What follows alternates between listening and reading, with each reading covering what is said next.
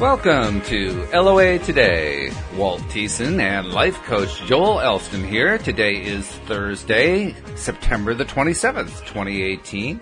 8 a.m. Eastern Time, your first daily dose of happy for the day. And we hope your day and your week are going great, as it always needs to go, because that's where we're in the place where we're feeling good and all the good things happen that we're trying to attract into our lives.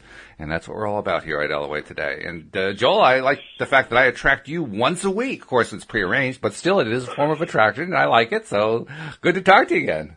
It's always good to be here, Walt. I'm really glad to be able to do the show. I enjoy it. As I say, almost every week, this is something that I hope our audience gets something out of. But to be honest with you, I really feel uplifted, and it invigorates me as well. So it's just always a pleasure to do this.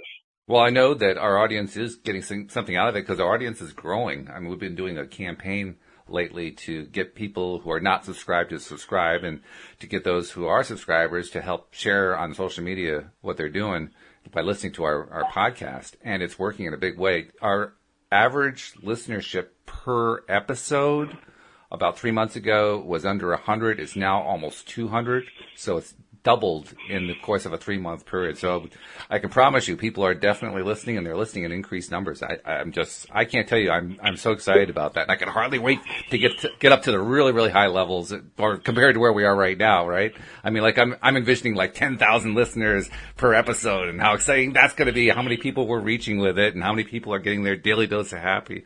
So yeah, that's my thing right now.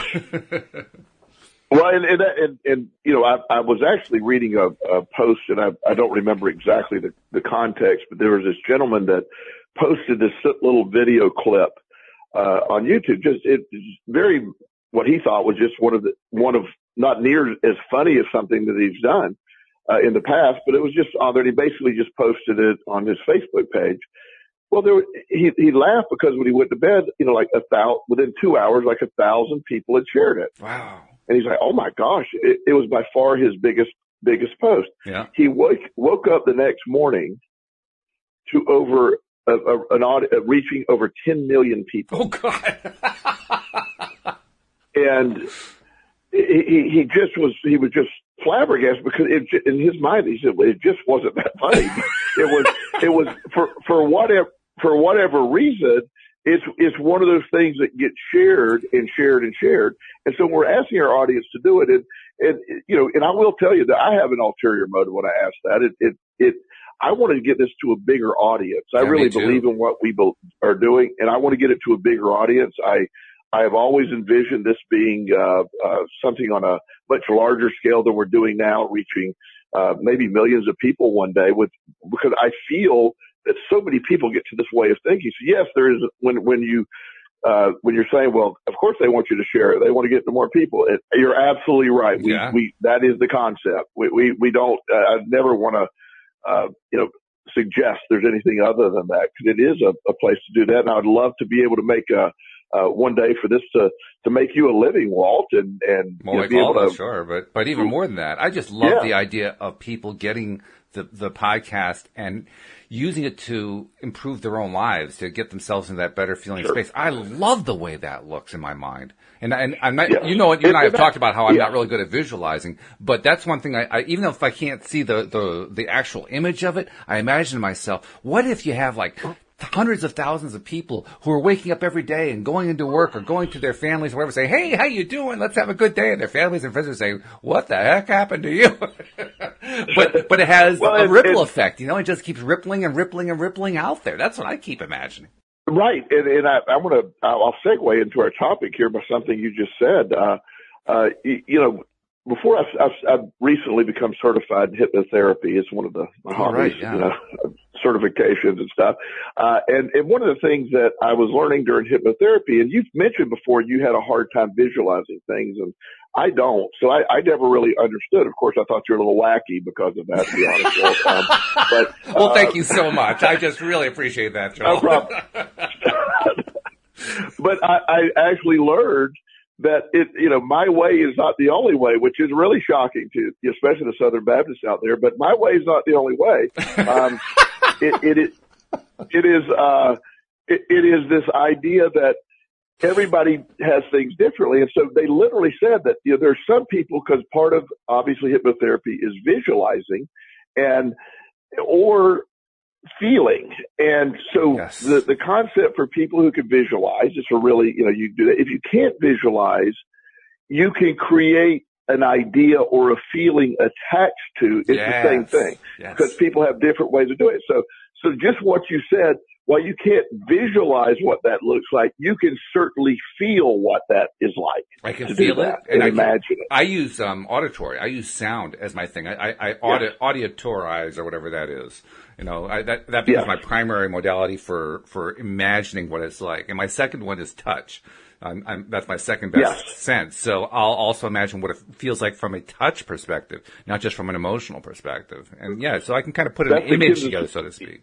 Yes, and that's one of the that is basically the seeing, hearing, or touching are the three categories how people bring things into their, and we're going to be predominant in one and very light in the other, and it varies between everybody. So that when the law of attraction, that helps me a lot in understanding things, that I need to realize not everybody sees the world the same way or with the same set of senses that I use. And that helps a lot when we're talking to our audience. So we can say and I get it when people say, well, you say visualize this. Well, I can't visualize it. And I'm sitting there going, well, it's just not working hard enough. Well, that's not the case. For visualization for them is feel it or hear it or see it, but it's all the same concept. And the reason that matters is you and I were talking, we spent a lot of time preparing for our topic this morning, about 40 seconds, I believe. And you had mentioned, that you basically, and I'll summarize, this weren't your exact words, but you basically said, your Facebook posts this week have sucked and I haven't done anything good to you. I did not say that. I didn't say that. I just said I couldn't find any inspiration in it. That's all. Yeah. Or again, your terminology, I couldn't find any inspiration for your Facebook post this week. So, you failed, but, so where we go with that. Yeah. I always appreciate our humor, Walter. Absolutely. One of my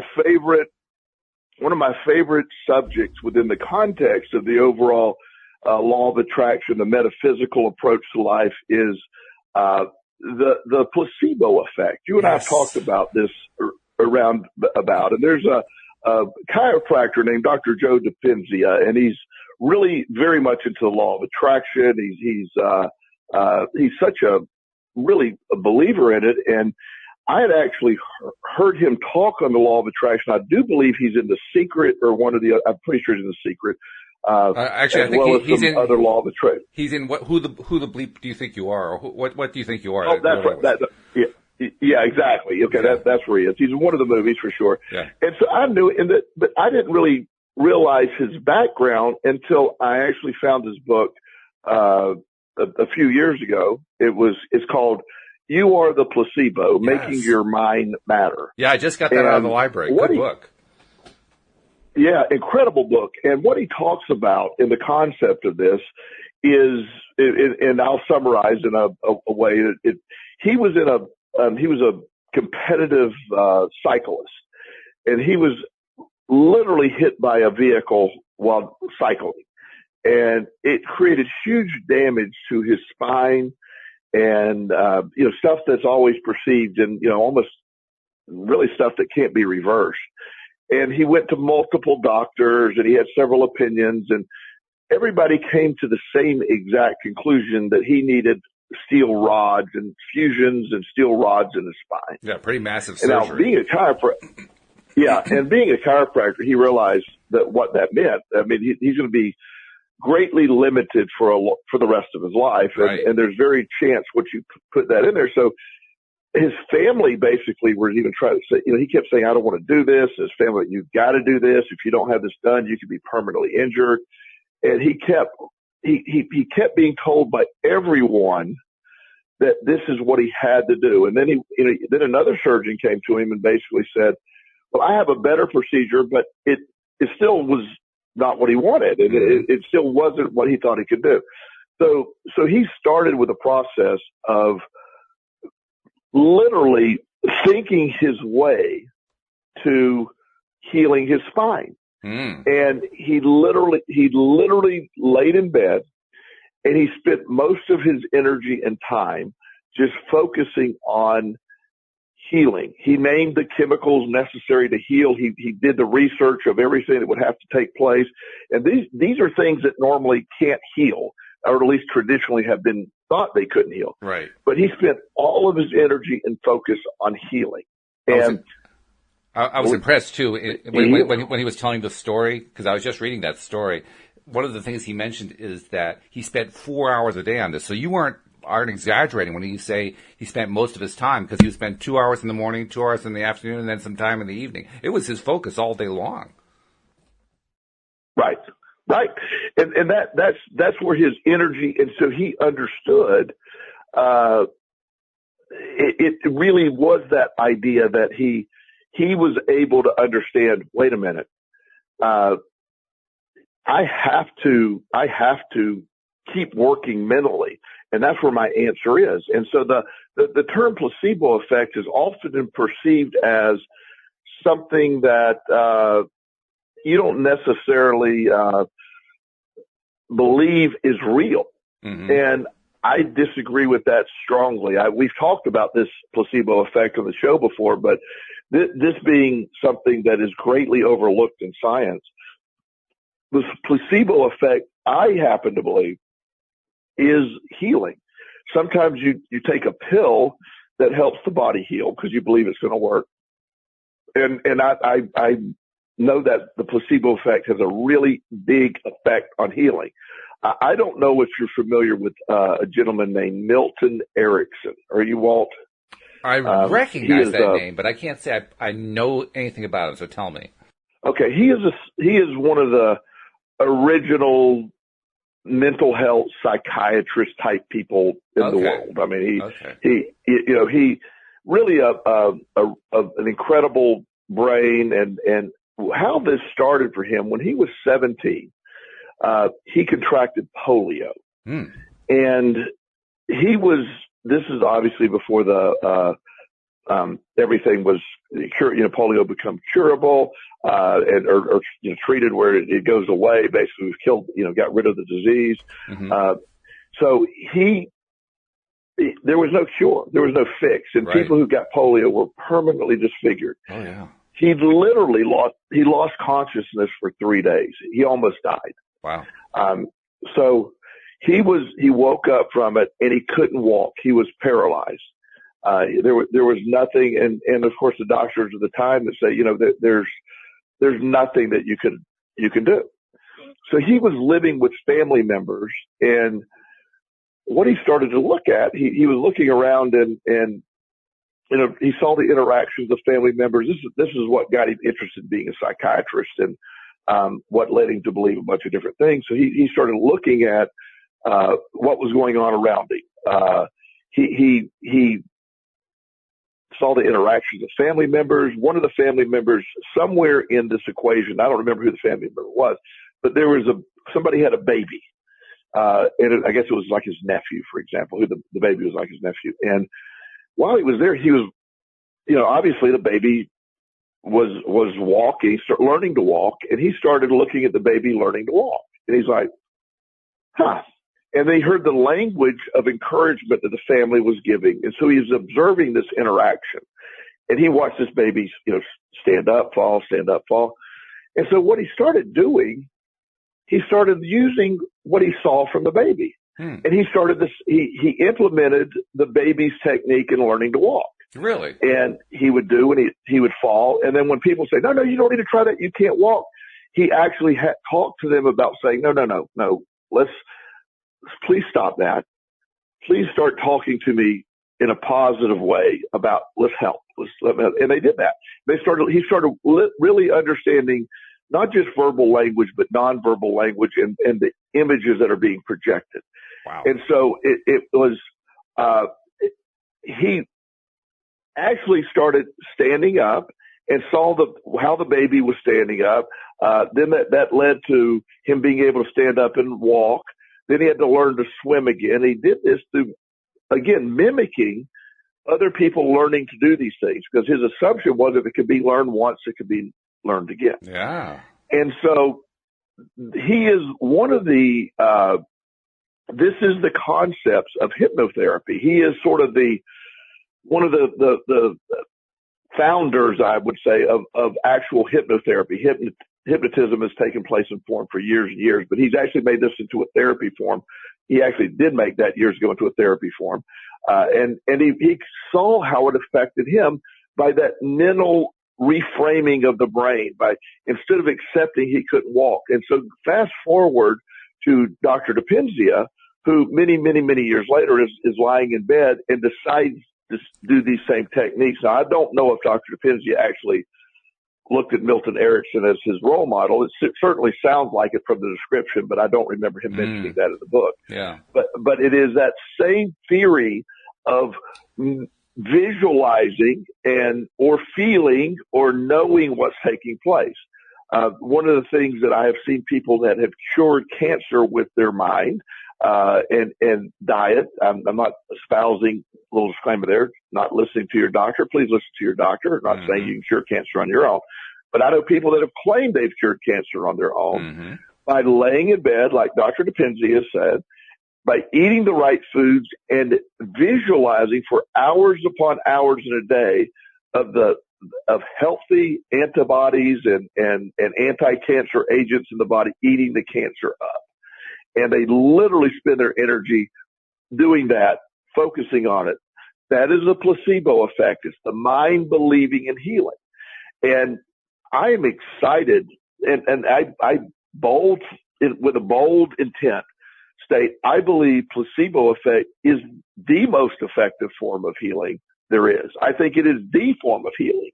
And somehow science has dismissed it as, oh, it's just a placebo effect. It's like, well, thank God it's a placebo effect. Yeah, right. But that's where healing takes place. Exactly. In fact, I'm not sure what the pronunciation of his name is. He spells it Dispenza, which sounds like Dispenza rather. But you're saying Dipenzia, so I don't know how he pronounces it. But you may be right. All I know is that I've heard him say it. Is the only reason that I say it that way. Okay, maybe that's what it is. But anyway, well, first of all, when you're reading the book, the story you told about him in the cycling accident is right in the preface of his book. And you can tell he's a doctor because he goes into such graphic detail. I was practically throwing up when I was reading it. So I had to kind of skip past that portion just because I couldn't handle it. It was really, very graphic. But anyway, he next starts telling stories about people who had literally thought themselves to death, including people who thought they had cancer. They really had only a very small amount of cancer, but because they received a wrong diagnosis that their body was full of cancer, they died. Or people who had other things that they thought were wrong with them, they didn't have wrong with them at all, and they died. Or those same people would get a reprieve because they thought that some wonderful drug had just cured them, and so they'd be cured. And then they found out that the government said that the drug was nonsense, and they fell back into the condition they were in before. And Dipenzia noticed this. And he said, what is going on here? This is crazy. But it's really interesting what's going on. And, of course, that's what leads to his story about the placebo effect. But you mentioned how important you think placebo is in healing. And I agree with you, and I want to take it a step further because he tells the story of, I can't remember the guy's name. He was a surgeon, an army surgeon during World War II. And apparently toward the end of the war, there was an extreme shortage of morphine, which was the painkiller of choice for surgeons who were working on injured soldiers. Well, in this one particular case, he tells how a nurse, they had no morphine. They needed to do immediate surgery on the soldier. It was critical surgery. It would have been very, very painful without the morphine. There was no morphine. So a nurse, on her own, took a syringe, filled it with, I think, sterile water or something like that, injected it into the patient, says, okay, the patient's ready. He performed the surgery, and the patient behaved like he wasn't feeling any pain at all, and he was amazed by it. So they kept using that procedure over and over again because they had to. They didn't have any morphine.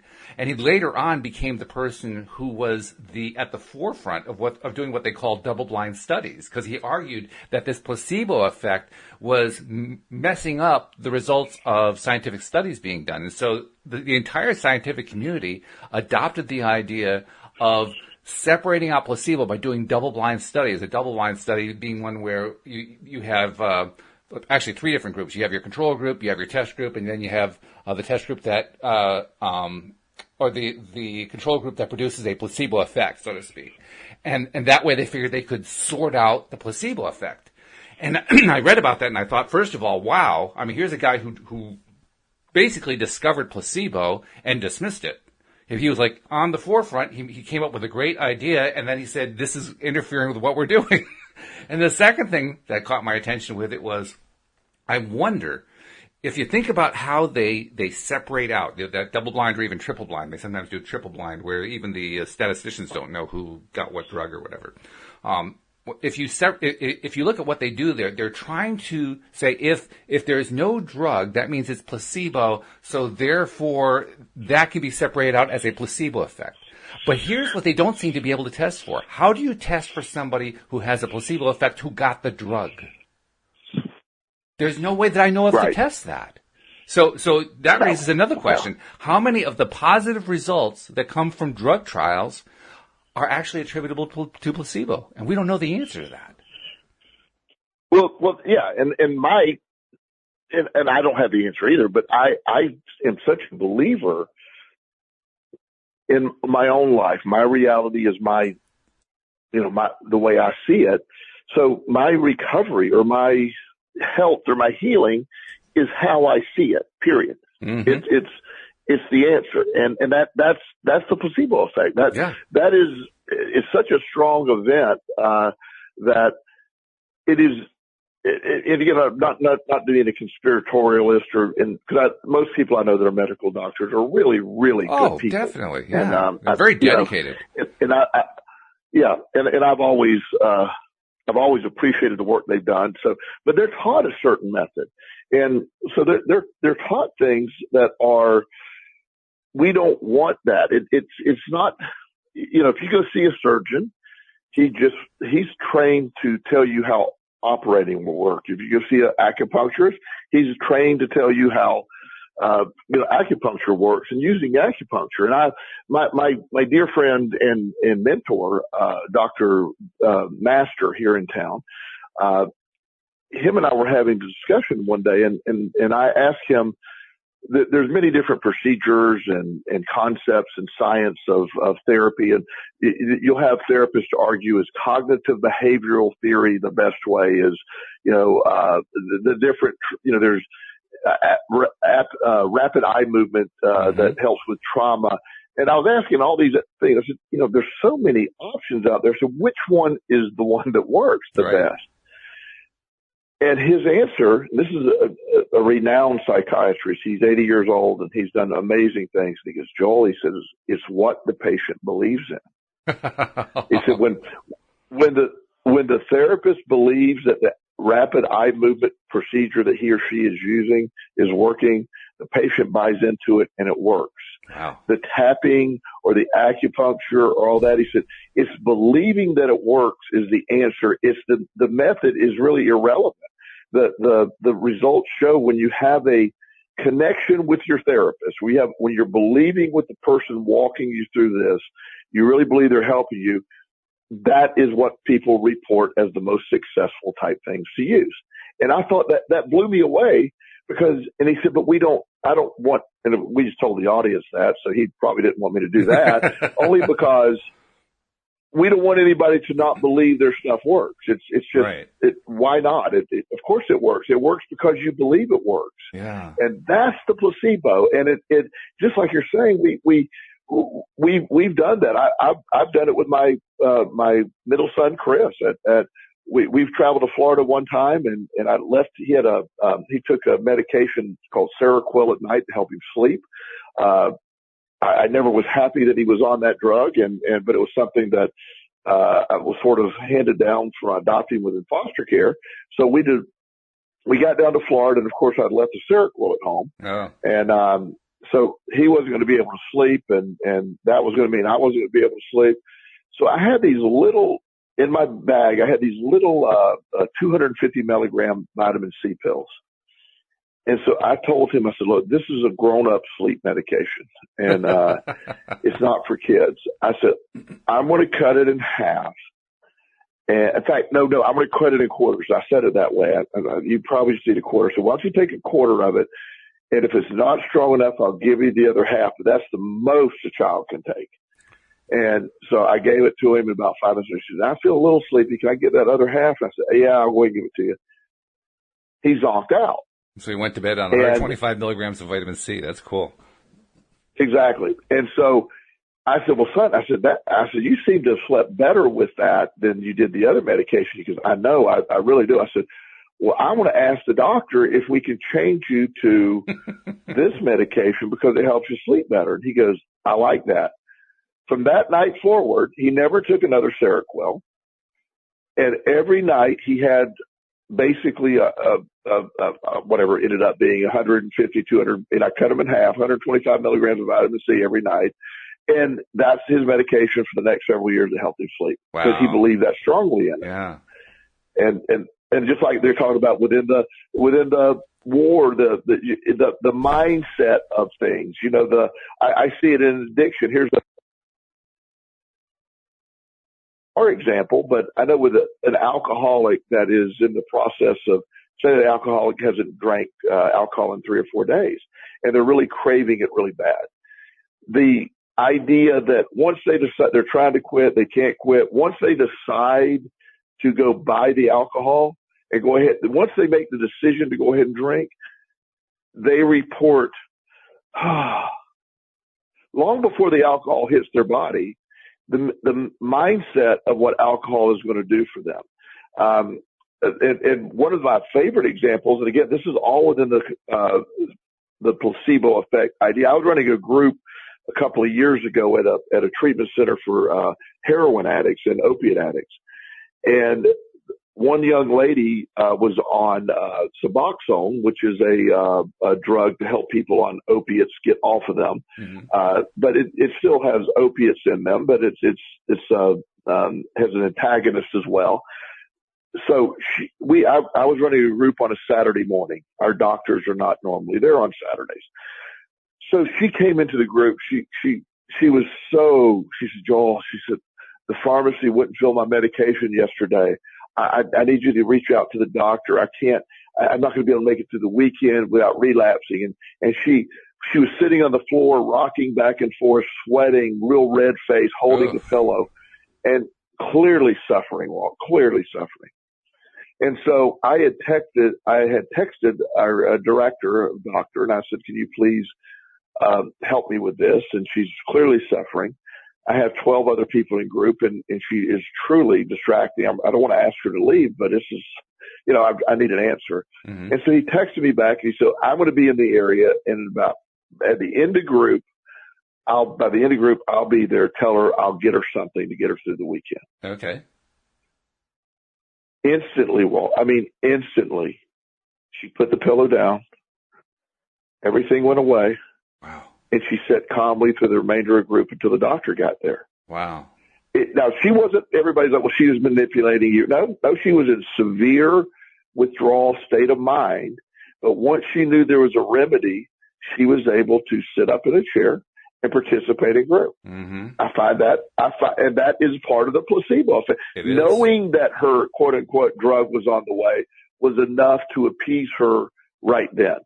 And that, when you look at those kinds of things, how many things in our lives, we're anticipating, you're going to behave. I tell a story about, this young man that I've worked with that bought into all these diagnoses of mental illness and stuff that when he was in foster care, and he behaved to his diagnosis. And once he realized that none of them were true, he instantly changed his behavior to an entirely different thing. So we all have that in our lives. When you really believe it, that is the law of attraction, that we attract all this stuff. We have the cure for again, disclaimers with all the doctor stuff. You see your doctor, right. And I'm not giving medical advice. I personally believe, for me, my body can heal whatever comes along as long as my mindset of belief is that my body can heal. Which raises the question for those of us who are not facing a dread condition of some kind, but just like an everyday, ordinary condition, and that condition is just, maybe it's chronic, maybe it's not chronic, maybe it's just something we're dealing with today. But whatever it is, what can we do to use the same concept of the placebo to improve our daily lives? Because that to me is where the biggest potential is. I mean, we always like to think in terms of, what's the most extreme condition and what can we do for that extreme condition? That's like, there's something appealing about that in the human psyche. But right. I also think it's much more interesting to see what can we do in terms of our daily lives, because that's a pretty powerful effect. We can actually kill ourselves or we can heal ourselves with our minds is what the idea is. Well, if we can do that, what else can we do?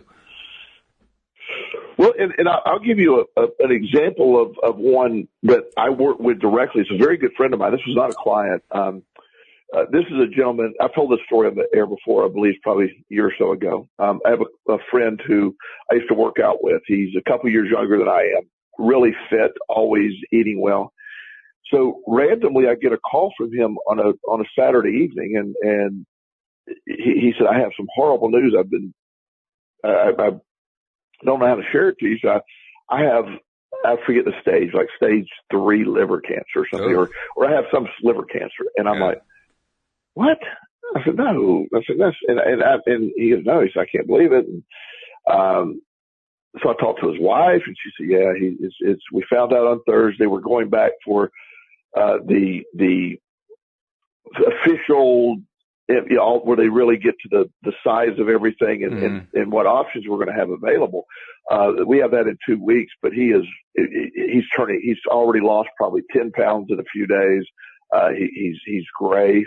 I'm like, "Oh my God." She said, "I don't think he's going to make it." And I was like, "Oh, what?" And this is a really good friend. Yeah. So I worked it out. I worked it out where I could get down there. And so I get down there, probably about a week later, and he's in bed. He had basically gone on leave from work, and he's in bed, and he looked, I don't know how much weight he'd lost at that point, but he looked horrible. He was very shaky. And I'm going, "Oh my God, you look," and I'm trying not to say this out loud. My face gave it away. And I go, "Oh my God." And he said, "I don't know if I'll live, Joel." I said, I can't imagine that you're going to die. Doesn't seem possible. And I said, "Are you able to work out?" "Oh no, I'm in too much pain. I can't eat." I said, "I don't know if that didn't sound right." I said, "You need to get up and get to the gym." And he goes, No. I need my energy to heal. I went, "Okay, well, you listen to your doctors and stuff." I said, "But it doesn't feel right." So, they had an appointment, I don't know, that following Tuesday. I was there on a weekend. I left. I said, "Please call me." I said, let me talk to your doctor. Anything I can do. Yeah, you were really glad to help. That's great. Yeah. And so it was about 9 a.m. His wife texted me, said, "We're going in. We'll text you when we get done." Well, I'm literally in between sessions looking for the text, and I keep saying, "Okay, what's wrong here? What's wrong?" Finally, at 1:30, I get a call. And she said, I said, what happened? And is everything okay? And she goes, "It's not even believable." And she goes on to explain that they get in there, and they first thing they did a contrast MRI where where they get in there and they see the cancer, and then they came back and they did another one, and then they came and did some other kind of scan. And after about 6 or 7 various scans and blood tests, the doctor comes in and goes, "The original, there's no sign of anything." And we don't, the best we can figure, we're looking at this, the best we can figure is the results on another patient from before it got substituted with yours or, and there's another patient that has been confirmed, but you're fine. Wow. And so he calls and he goes, I said, "Well, I don't even want to talk to you right now. You need to get your ass to the gym, and I want you to go eat a lot of food." And in about a week and a half, he gained his weight back. He's back in the gym. His color was back. He almost killed himself mentally. Wow. And I saw it happen. And the reason that it's relevant to our topic is if you can kill yourself mentally, yes, I have to assume you can heal yourself mentally. Exactly. Yes. And not just dread stuff too. That's the thing. That's why I'm wondering what can we do with like everyday stuff, because I think it's the same principle, isn't it? It is. Well, and that's why I want to break it down. When I went to him and I saw him and I'm asking him why he stopped his routine, in my mind, if I ever were to get a diagnosis, which I don't even see as likely, at all, but if I were to get something like that, I'm like, oh no, that's just a challenge at this point. I want to be in the gym more. You know what I mean? That would be me. And so I think we apply it to life. When you lose that job or when there's financial issues, taking action, believing. One of the things we talked about, and I haven't had a chance to download the information to you, but there's a process that I'm working with now that I've learned in the hypnotherapy school I went through. It's called the mental bank. Yes, you mentioned that. And the mental bank we'll do that on one of our shows. One of our biggest supporters, I don't have permission to say her name, but that listens to us every week, and she's working on the mental bank right now and reporting great success early. Wow. Yeah, and so I am a big believer in this concept, and the mental bank is basically a way of helping the mind achieve and help the mind see and keep focused. So you break it down. You break all this down into little action steps. No matter what's going on, when your finances are a mess, well, they're a mess, and they are. So what are we going to do with that? How are we going to handle that? Mm-hmm. And we're going to take action into little steps. You go at it. You heal things by believing they're healed first, and that heal your finances, living as if you're that way, visualizing, or in your case, feeling or hearing what success or financial abundance is. Mm-hmm. What does it taste like? Yeah. And that's the energy of the law of attraction. That's the stuff we talk about. There's within the context of my hypnotherapy, there's an incredible section, there's tons of free literature on this stuff online. It's called NLP, or neuro-linguistic programming. Right. And it is a concept that is adjacent to, or if not a direct product of, the law of attraction. And it is how you can work on pre-programming or reprogramming your brain to a success or a happy mindset. Mm-hmm. And it is incredibly effective. Reframing is a tool that I use every day in my practice. And reframing is taking every scenario and replaying it in a positive or a directed manner. I read a thing on Huffington Post the other day, and I don't know the man's name, and I hope everybody will hear me through because it's going to sound really bad in the beginning. Okay. It's this young man. He's gay, and he tells a story when he was 17. His sister, who he had confided into that he was gay, had told her dad, and his dad was a very strict Christian. Oh, geez. And basically came to him and said, you have to go to church every day, see a therapist, date a woman, or you got to leave my house. Wow. And again, not defending, but this is probably back in the 70s or 80s. Yeah. So it was a different mindset for a lot of people. Again, try not to judge on that end. It's frustrating to hear that. Mm-hmm. But what this man describes, Walt, is he ended up somehow in like Louisiana with $100 in his pocket and nowhere to go. Wow. And through a lot of work and through a lot of energy, he put himself through school. He got an advanced degree. He became a graphic artist. He works for a massive company that he makes a fortune working for these really big companies. And his focus is over the trauma of what took place for his father. And I'm not minimalizing that. That would be a horrible thing to be 17 years old. Sure. Cast out from your family on something that's way beyond totally out of your control. Right. But at the same time, if I'm working with him, my focus is on his resilience, his father's unintentional gift of resilience. He put him up where he set him up where he had to be successful. The empowerment of that story is he is possibly more successful today than he ever would have been if those chain of events didn't happen. Like me eating out of a trash can led to a chain of events that turned everything around in my life. Not a great story as far as that moment. If you stop at the story in the trash can eating day, not a good story. No. If you fast forward, what an incredible story. Yeah. And that is, again, within the context of the placebo effect. It is what we believe. It's when all else is lost, how do we apply these things on a daily basis? What else is there? At some point, you just got to move forward and say, I believe in me. I'm going to put this energy. And it doesn't mean it's going to be easy. The concept, anybody that believes what we're talking about is easy hasn't tried it. It is incredibly hard, and there's going to be some sweat attached to it. There's going to be energy expended. There's going to be effort expended. There's going to be struggle. It doesn't mean it happens without all those things. It means you believe you can do it. You overcome everything. Every great invention or company or life was built on struggle. I believe that with my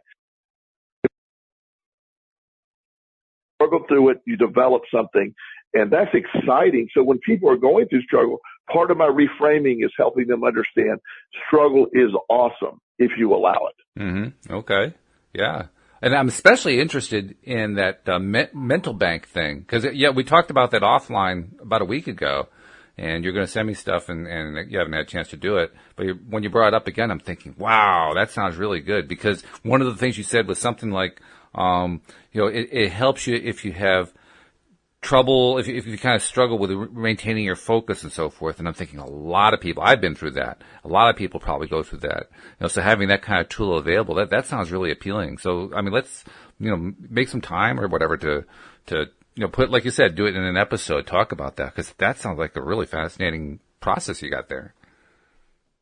It works. It's sort of a very fancy version of a vision board, but it's a daily, almost a daily journal. It walks you step by step of how to put your time. The mental bank concept, it rewards you or pays you for listening to a podcast, for doing self-help, for working, and you really start realizing all the stuff you're doing, and you're logging that, all the positive stuff toward your life, you're logging that at a specific rate, and it helps you start visualizing. It starts helping you visualizing success, and you start living that. That becomes your reality.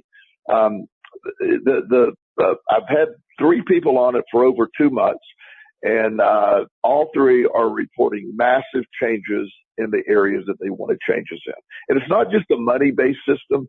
Money is sort of the center of it because that's what humans view as a currency of success. But it applies to helping yourself and helping improve other areas of your life too. Right, health and relationships and everything else, I would think.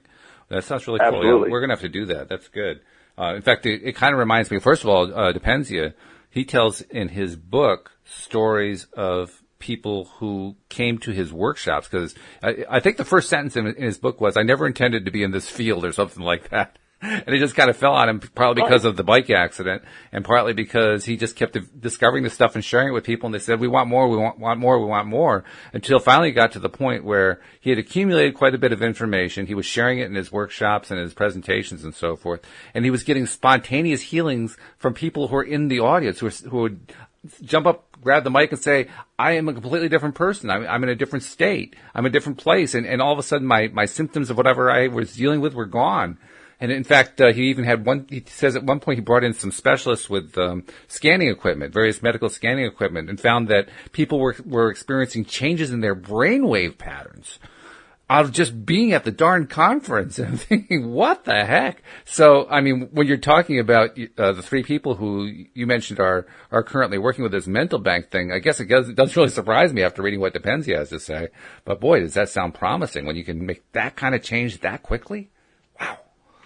Well, there's one of the, I don't know, probably the 5th thing on my list to do coming up is I'm going to become certified in bio and neurofeedback. Oh. And what I like about that, and here's an example of again how you can control things. And this is a very, for any doctors are listening, and they're going to laugh at my explanation, but I want a very Well, I'll laugh in explanation. advance. They'll just like pre-laugh, so the laugh is out of the way now. Okay. Thank you. You can send all inquiries to Walt Yes, at loatoday.net. That is Walt at loatoday.net. What the concept of like biofeedback, for example, would be is you have sensors on around the body picking up heart rate, sweat in the skin, various functions of the body that can indicate stress. And so, like, if something is, say, money is your big problem and it causes you a lot of anxiety. So what I would do is we'd hook you up to these machines, Walt, and then I would have you, I want you to create a huge amount of stress. I want you to awfulize every situation. Take it to the worst conclusion. You're homeless, you're this. And then you build it up and you'll literally hear the sound of the machine. It has a frequency attached and It starts getting higher, high pitched.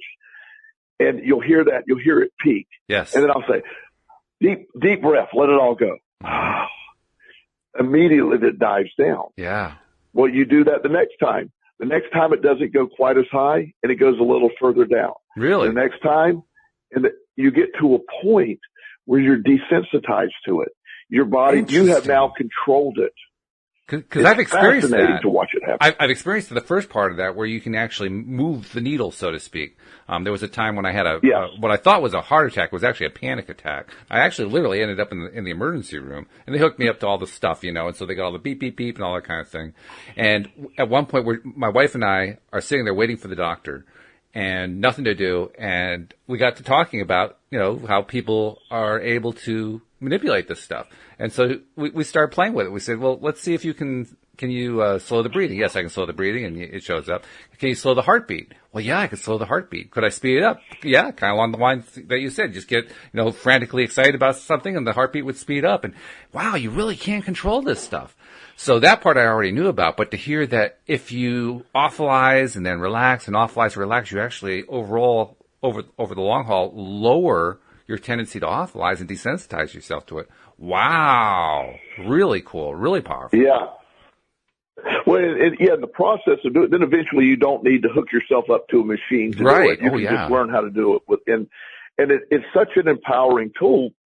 I've seen a lot of people report all this is figuring out exactly what we're talking about. Inside of your brain, inside of your body, inside of your mind, whatever your image of all that is, exists the answers to everything that bothers us. That is there. Learning to access it is the answer. It's learning to access how to control the brain. When you give somebody a benzodiazepine like a Xanax, it really does help with anxiety in an incredible way for a very short period of time. And then you're going to need another one. And it's not going to help quite as much. So you might need a little more. Then you might need like 5.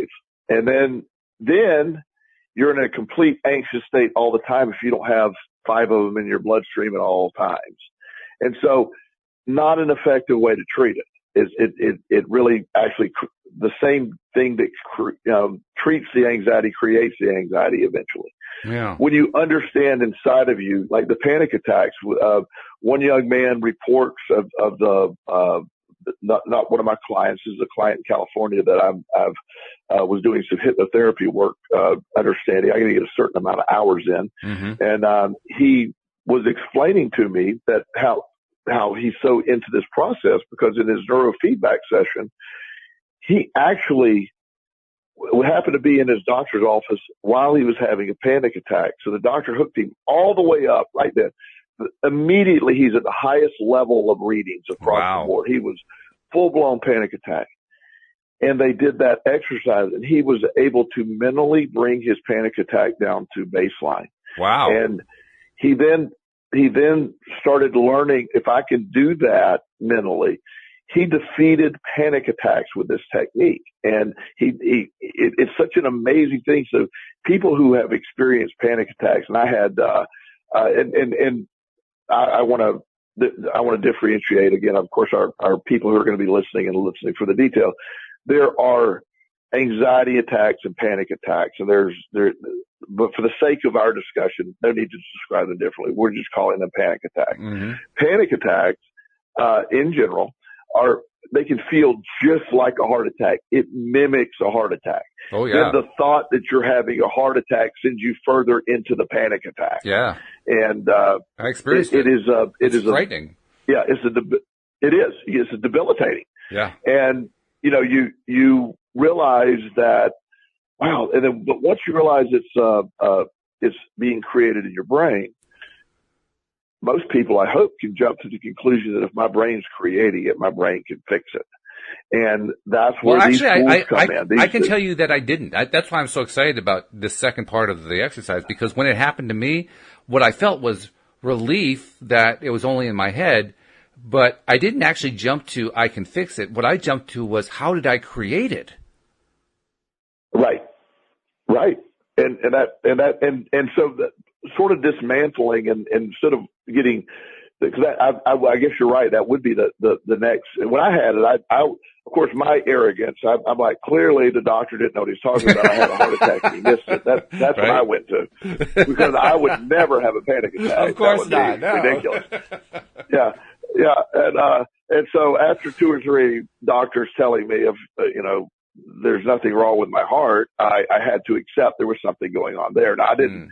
I was in the middle of a bunch of chaos, so I never really applied it back then. But now that I understand it, we had, a guy that I do public speaking with occasionally. I've never been fearful of public speaking. That may shock our audience, but I've never had that go on. I enjoy it. But one of the guys that I've done several events with, really nice guy, and I won't name his name in case you don't want me to talk about this, but he came to me one day, and we were before a few thousand people in Charlotte, and he goes, "I am so scared." I'm like, "Of what?" He goes, "I've never talked to this many people." And I go, "Well, what does it matter, 100 or 2,000? I don't. And in my mind, I just don't see the difference." Yeah. And so, we walk through those techniques of we'll sit down, let's talk about it. And let's take it to the extreme. So what are you going to do? You're going to fall down. Your pants are going to fall. What are you, whatever. You're going to forget all the words. And yeah. And so he goes, "You're not helping." I go, "Now, deep breath, release it." We did that like 4 or 5 times. Just right there. And before he went on, we had like an hour, so we went on stage. Yeah. And, he nailed it. He came off and he goes, "Oh my God, that's incredible." And I said, yeah. And it's something that really, really works. It really, it's something that I've learned it. Now, I didn't have a name for all this until I understood it. But that's a form of self biofeedback and eventually the machine's irrelevant. The machine is a tool early. Yeah. That it tells you. And neurofeedback, biofeedback is reading the more of the body functions, whereas, that's biofeedback is body function and neurofeedback is brain waves, but it gets to the same point. They some intricacies and difference. One's not better than the other. It's just, a different way to get there, but it's all that same concept of learning to control it. There's some programs online. There's some home tools that you can buy your own biofeedback equipment and that attaches to your head, and you learn to do that yourself. But it's regardless of how you get there, this is the concept of the placebo. This is the exciting piece. If all of this is real, which I believe it is, I do too. This changes most people's perspective of everything. Yeah. And again, that's every week I say that this is the kind of stuff that excites me. It's why I get up every day to help. Not that other people are trying to fight against us in this mission, but there's so much energy when you can fix yourself, that scares people who rely on money of fixing you. And that's true. Or minimally, and it also goes against, like a lot of my doctor friends who I give great credit for. I've majority of my friends are in the therapy field and many are doctors, and, they don't, they may roll their eyes at me sometimes and think I get a little far out there, but they're open to the idea. They love that. Dr. Master, as I said, my mentor, he's shockingly on board with these concepts, and I don't know anyone more, more qualified person in the field than him. So there are people within the field who are open to this idea, and it's growing. So as our audience grows, as this thought process becomes more exciting to the average person, I think the power of the group increases this whole thing. We have a very bizarre time we're living in right now, but I don't think things are bad right now. I think they're on the way to being really good. I agree. Yeah. I mean, there's a lot of people being very frustrated by a lot of stuff going on, particularly in the public eye. But even in that stuff, I'm seeing potential for really good things coming out of it. And I'll say that to people, and they'll look at me like, what, do you have like an antler growing out of your head or something? But seriously, that's what I think. I just think I look at some of the stuff that is dominating the headlines, and I say to myself, that's leading to something good. I'm not exactly sure what it is, but it's leading to something good. And I hear about stuff going on in the medical field. I mean, we have a good friend who is currently dealing with a very severe case of cancer, and he is making some progress, but it's one of those cancers that is considered to be inoperable and unhealable, and yet he's making some progress. I'm thinking to myself, there's going to be a good result in here. There's going to be a really, really good result in there. I'm just seeing it that way. Maybe I'm just being Pollyanna. I don't know, but I don't think I am. Yeah, I don't think you are either. I just, if you look at the history of what happens, the pendulum swings, and sometimes it takes chaos on one side to create healing on the other side. And I view that's a lot of what's happening in our world today. Mm-hmm. There will be change. There's things coming up. It's super exciting. And but when we break it down for our audience today who are listening, whether you agree or you disagree with any of those things, what really matters, if you get nothing else, you are in control of so much more than you realize. You're being told you're not. You're being told there is so much in your control right now that you can fix your world. And by fixing your world, you can help other people fix their world just by the example you lead. And if enough people start fixing their world, the world itself gets fixed. That's the overall view. And I see it because that's what my perspective's tuned to. I see that daily in my life, and I'm blessed to have the life that I have to be able to see that. That's a great thing, too. And, by the way, I did want to thank you for giving out my email address so that all the hate mail can come to me. I thought that was very great of you, so thank you. So gracious. Yeah, no problem. But I also want to return the favor because you actually are an extremely wonderful life coach, and I'm not a life coach, but for those who want something where they can talk to somebody directly, that they got something going on in their head, something bothering them, you're a person to talk to about that. How do they reach out to you? Joel Elston at Gmail is my email account, and joelelston.com is my website. Both ways get to me. Would love to speak with you if you just need guidance on where to go find help. I can help you with that too. So I love doing the show with you, Walt. And I really want our listeners to, as you're saying, subscribe and post us on social media. Let's help this thing grow. Absolutely. Yeah, I want to reinforce that as well. Because if you're not a subscriber, you're missing out. We're doing 11 shows a week, most weeks. I mean, it's actually this coming weekend, I won't be able to do a couple shows because Louise and I are going to North Carolina for my niece's wedding on Saturday. So that's going to be really exciting. So we'll miss doing Friday shows and maybe a Monday show. But most of the time we're doing 11 shows a week, and you don't want to miss them. They're all different. I've got 8 different co-hosts. Joel's just one of them, and he's like one of the most amazing ones. But 8 different perspectives, 8 different people. 6 of them are life coaches, and you don't want to miss out on any of those episodes. So please, if you're not a subscriber, take the time to subscribe. The instructions are on the homepage at loatoday.net. Really easy to do on your smartphone. If you're on an iPhone, just go to your podcast software that's built in, open it up, do a search on LOA Today, bang, there we are, click the subscribe button. On an Android phone, if you don't currently have podcast software installed, easy enough, go to the Play Store. The one we're recommending now is Google Podcasts. It's becoming very, very popular on Android, and it's a great way to connect in. And once you install that app, just again, open it up, search for LOA Today, and boom, there we are. And yes, please do keep posting about on your social media about listening to LOAtoday.net. It's really, really helping, both on a law of attraction energy basis and on a pure social media basis. It's working both ways. And Joel, I look forward to talking to you in a week. Please send me that info, okay? Let's start looking at doing that episode about the mental bank. That'll be great, my friend. I certainly will. All right. And we'll see you all next time as well here on LOA Today. Goodbye, everybody.